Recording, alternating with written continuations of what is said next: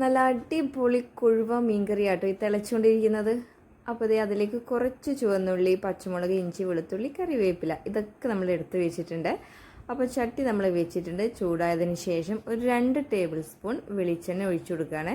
വെളിച്ചെണ്ണ ചൂടായി വന്നതിന് ശേഷം നമ്മൾ ആ ചുവന്നുള്ളി, ആ കുഞ്ഞുള്ളി അതിലേക്ക് ഇട്ടിട്ട് ഒന്ന് മൂപ്പിച്ചെടുക്കുകയാണ്. അതിൻ്റെ കളർ ഒന്ന് ചേഞ്ചായി വരുമ്പോഴേക്ക് നമ്മൾ ഇഞ്ചിയും വെളുത്തുള്ളിയും പച്ചമുളകും കൂടെ ഇട്ട് കൊടുത്തിട്ടുണ്ട്. അതുകൂടെ ആ എണ്ണയിലൊന്ന് നമുക്കിട്ട് ഒന്ന് നല്ലപോലെ ഒന്ന് വഴറ്റിയെടുക്കാം കേട്ടോ. അതൊന്ന് വഴന്ന് വന്നതിന് ശേഷം നമ്മൾ കറിവേപ്പിലയും നമ്മുടെ എരിവിൻ്റെ ആവശ്യത്തിന് നമ്മുടെ മുളക് പൊടിയും കൂടെ ഇട്ട് കൊടുത്തിട്ടുണ്ട്. കൂടെ മഞ്ഞൾപ്പൊടിയും കൂടെ ഇട്ട് കൊടുത്തിട്ടുണ്ട് കേട്ടോ. അതും ആ എണ്ണയിൽ നല്ലപോലെ ഒന്ന് വഴറ്റി എടുത്തിട്ടുണ്ട്. അതൊന്ന് വഴന്ന് വന്നതിന് ശേഷം നമ്മൾ ഒരു തക്കാളി അരിഞ്ഞതാണ് ഇട്ട് കൊടുത്തിരിക്കുന്നത്.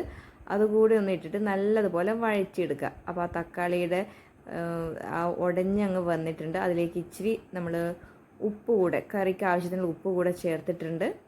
ഇനി അതിലേക്ക് കുടംപുളിയും കുറച്ച് നമ്മുടെ കറിക്ക് ആവശ്യത്തിനുള്ള വെള്ളം കൂടെ ഒഴിച്ചു കൊടുത്തിട്ടുണ്ട് കേട്ടോ. അങ്ങനെ എരിവും പുളിയൊക്കെ കണക്കാക്കി വെച്ചതിന് ശേഷം നമ്മളിതൊന്ന് 2 മിനിറ്റ് അടച്ചു വയ്ക്കുക. 2 മിനിറ്റ് കഴിഞ്ഞ് നമ്മൾ തുറന്ന് നോക്കുമ്പോഴേക്കും നമ്മുടെ കറിയൊക്കെ ഇതേ നല്ലപോലെ തിളച്ച് വന്നിട്ടുണ്ട്.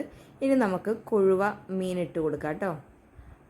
നമ്മുടെ മീനൊക്കെ ഇട്ട് കൊടുത്തിട്ടുണ്ട്. ഇനി നമുക്ക് ഇതിലേക്ക് കുറച്ച് കറിവേപ്പില അമ്മയുടെ ഒരു വീക്ക്നെസ് ആയിട്ടോ, ഏത് നേരം ഈ കറിവേപ്പില ഇട്ടുകൊണ്ടേയിരിക്കും. അപ്പോൾ അത് വെച്ചിട്ട് ഇട്ട് കൊടുത്തിട്ട് നമ്മൾ അടച്ചു വെച്ചു. ഇപ്പോഴേക്കും നമ്മുടെ കറി റെഡി ആയിട്ടുണ്ട്. എല്ലാവരും ഒന്ന് ഉണ്ടാക്കി നോക്കണം കേട്ടോ.